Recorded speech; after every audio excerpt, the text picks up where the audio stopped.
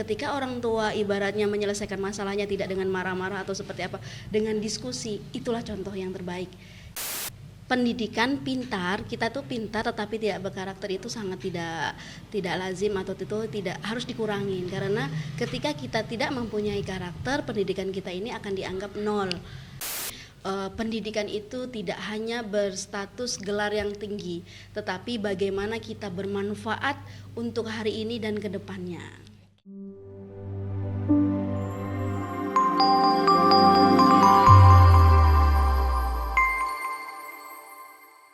Assalamualaikum warahmatullahi wabarakatuh.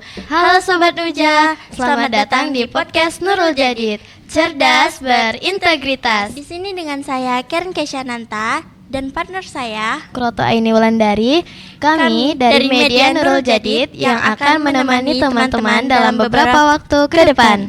Pernah nggak sih kita bertanya, kenapa sih anak-anak itu harus sekolah dan kenapa orang tua itu mati-matian kerja keras buat anaknya sekolah? Apakah pendidikan itu hanya sekedar gelar atau sebenarnya ia sedang menyiapkan masa depan seseorang? Hari ini kita akan ngobrol bareng dosen Sekolah Tinggi Agama Islam Ibnu Sina Batam, membahas satu pertanyaan sederhana tapi jawabannya menentukan arah hidup manusia. Beliau adalah Dr. Ita Trias Nurobani MPD. Halo Ibu. Hai, halo. Boleh Ibu menyapa Sobat Nuja yang ada di rumah? Halo Sobat Nuja yang ada di rumah. Perkenalkan, saya Ita Trias Nurobani, dosen STAI Ibnu Sina Batam. Di sini kita insya Allah akan sharing-sharing bersama kakak-kakak yang cantik. Oke Ibu, kami ingin bertanya, menurut Ibu, apa makna pendidikan yang sebenarnya sih? Oke, untuk pendidikan dalam arti yang sebenarnya itu bukan hanya sekedar proses mentransfer ilmu seperti yang adik-adik yang sekarang sudah lakukan.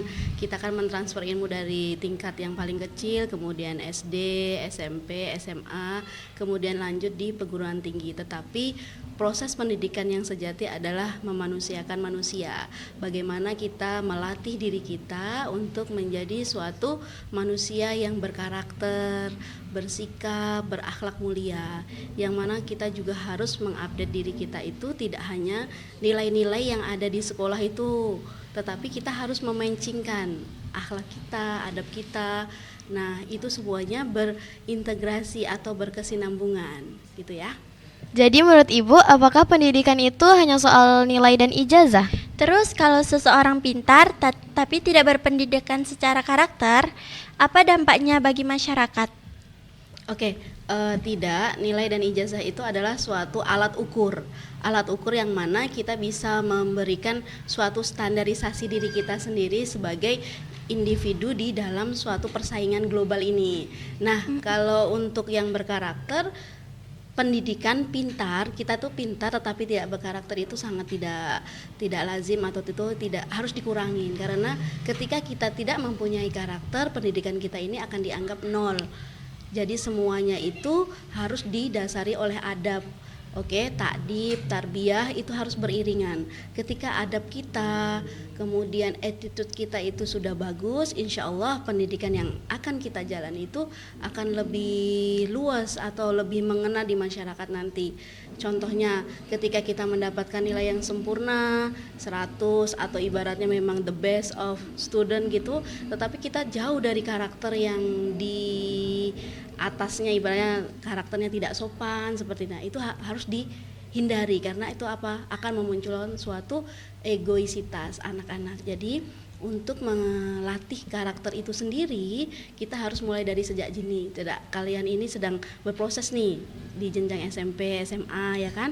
Nah, mungkin Yayasan Nurul Jadid ini adalah salah satu yayasan yang mengementingkan, kedepankan adab. Bagaimana kita menghormati guru kita, kakak kelas kita, meskipun adik kelas itu sendiri. Meskipun adik kelas, kita tidak boleh menindasnya atau mengebulinya. Oke ya. Jadi selama Ibu sudah mengajar nih Bu, apakah terlihat perbedaan mahasiswa yang benar-benar terdidik sama yang cuma disekolahkan? Oke, untuk di pendidikan itu, terdidik dan disekolahkan itu akan terlihat ketika kita melihat contoh nih, mahasiswa hanya datang mendengarkan, habis itu hanya ngejar suatu nilai yang tadi, nah, nilai yang tadi pengen dia dapat nilai A atau seperti apa, nah itu akan berbeda. Jadi tidak serta merta kita itu duduk tidak di statusnya kita ibaratnya di universitas aja atau di sekolah tinggi aja, tetapi di sekolah juga. Nah, kita itu ke sekolah itu lillahi ta'ala harus niat dari rumah itu untuk apa? Untuk mendapatkan ilmu. Ilmu itu suci. Nah, ketika diri kita itu ingin mendapatkan sesuatu yang suci, berarti kita harus niatnya tulus, ikhlas. Jadi, apa yang didapat dari dosen, guru-guru kita yang ada di sekolah dan dosen yang ada di kampus, itu akan masuk dengan sendirinya dengan bantuan Allah dan berkah insya Allah ilmunya. Menurut Ibu, apa dampak pendidikan saat mengambil keputusan, menghadapi masalah hidup, dan memperlakukan orang lain? Oke, kalau dampaknya di dalam suatu kehidupan, contohnya kita sedang bermasyarakat nih. Kalau enggak, contohnya adik-adik nih. Adik-adik ini kan dalam lingkungan sekolah nih. Dampaknya ketika salah satu kita ada kegiatan gotong royong ataupun kita di kelas itu ada piket. Oke. Nah, ketika kita sudah mulai merasa sosialisasi kita tinggi, integritas kita tinggi, nah itu akan membuat di dalam hati kita akan tertanamkan, oh ternyata dengan membantu aku happy loh. Nah, di situ akan terlihat, akan muncul suatu nilai pendidikannya di situ. Nah, ketika permasalahan di masyarakat yang ada itu akan muncul dengan sendirinya, tetapi naruli kita itu sebagai seorang pendidik yang sudah ada basic pendidikan sebelumnya gitu. Nah, itu akan berbeda cara penyelesaian masalahnya.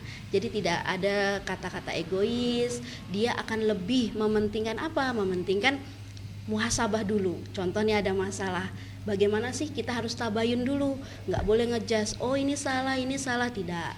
Kita harus tabayun, kita harus cross check dulu, kenapa sih dia berbuat salah, kenapa, dan kenapa, kemudian kita mencari solusinya.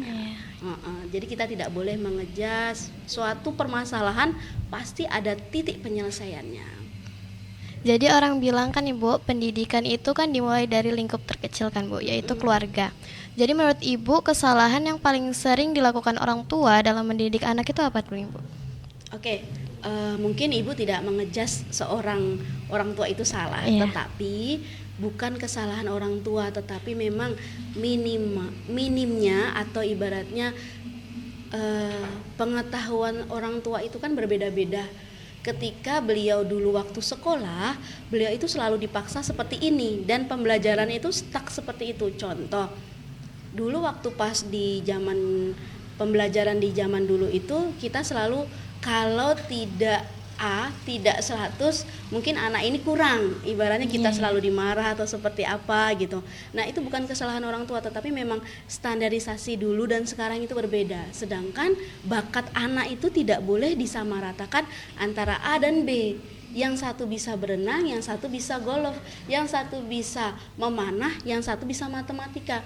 Nggak bisa kita menyamaratakan, dan itu adalah PR kita, mungkin ibu sendiri sebagai orang tua. Jadi orang tua dimanapun yang ada di sini di ujung dunia, semua orang tua tidak mempunyai suatu kesalahan di dalam mengejas anaknya, tetapi orang tua memang harus banyak mengupdate skill bagaimana cara oh kalau anak SMP itu cara mendidiknya seperti ini, kalau anak kuliahan seperti ini, anak ibaratnya SMA seperti ini. Jadi semakin banyak sharing tentang suatu regenerasinya itu, insya Allah akan terciptanya, oh ini loh bakat anak saya.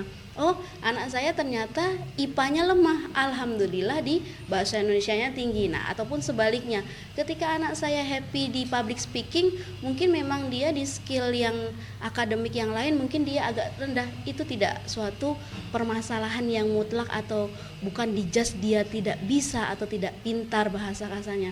Jadi tidak ada menurut ibu tidak ada namanya kesalahan orang tua di dalam suatu mendidik anak, tetapi mungkin memang kita, ibu sendiri sebagai orang tua, ataupun kalian juga boleh memberikan edukasi kepada orang tua. Bu, Pak, sekarang itu bakat saya ini loh, itu boleh. Kita itu harus lebih sharing, kita itu harus lebih terbuka, jangan nurut, boleh menurut, tetapi jika memang itu tidak sesuai bakat kita, tidak apa-apa, harus lebih didiskusikan lagi karena komunikasi itu penting. Terus Ibu, kenapa sekolah bagus saja tidak cukup tanpa dukungan di rumah? Dan apa yang harus dimulai dari rumah agar pendidikan anak itu berhasil, Ibu? Oke, untuk pendidikan itu memang sejatinya pendidikan paling lama dan paling utama adalah Madrasatul Minal Ula, itu ibaratnya ibu rumah. Rumah itu adalah memang suatu pendidikan yang paling penting untuk dimulai karena kita lebih banyak di rumah. Contoh nih, kita dimulai dari kecil ya, kecil kita udah diasuh orang tua kita. Kemudian ketika pendidikan yang ada di rumah itu berhasil, terutama di karakter nih, untuk yang tadi kan Ibu sudah mengemas di awal, ketika pendidikan itu dibarengi dengan karakter adab kita itu harus benar-benar disinkronkan. Nah, sinkronisasi suatu adab itu bermulai dari orang tua kita, orang tua, kakak, abang, nah itu, ataupun ibaratnya orang yang ada di dalam lingkup keluarga kita. Apa yang kita lihat itulah contohnya. Seumpama contoh kita seorang adik, kita akan melihat kakak kita, Allah kakak seperti ini. Itu yang di mindset kita, itulah yang akan kita tiru. Ketika orang tua ibaratnya menyelesaikan masalahnya tidak dengan marah-marah atau seperti apa, dengan diskusi, itulah contoh yang terbaik. Jadi memang setiap visualisasi kita, kayak seumpama di rumah itu paling banyak visualisasi itu melihat orang tua. Nah, itu adalah suatu pendidikan yang harus yang secara tidak langsung tertanam langsung ke kayak memory card gitu, langsung tertanam di otak kita. Karena apa? Itulah kenapa disebut pendidikan di rumah itu lebih afdol atau lebih jangkanya itu lebih langsung cepat nyantol, karena memang secara tidak sadar itu adalah orang tua kita, itu adalah kakak kita, itu adalah suatu sosok superhero ibarat kata. Beda nih, makanya kenapa kalau zaman sekarang anak-anak itu sering melihat superhero-nya masing-masing, ya kan? Kalau yang cewek mungkin suka yang popnya, K-popnya siapa, ya kan? Kalau seumpama yang cowok-cowok itu superhero, entah yang anak-anak kecil tuh yang berantemnya ini sebenarnya itu karena mereka melihat setiap harinya di media sosialnya mereka. Nah, di rumah seperti itu, ketika ada yang berantem kayak kakak dan adik, bagaimana cara menyelesaikan masalah, nah itulah yang akan kalian terapkan di kehidupan nantinya lagi. Seperti itu ya. Baik, dari semua yang Ibu sampaikan, kira-kira apa nih Bu peran kampus dalam menyiapkan generasi berintegritas?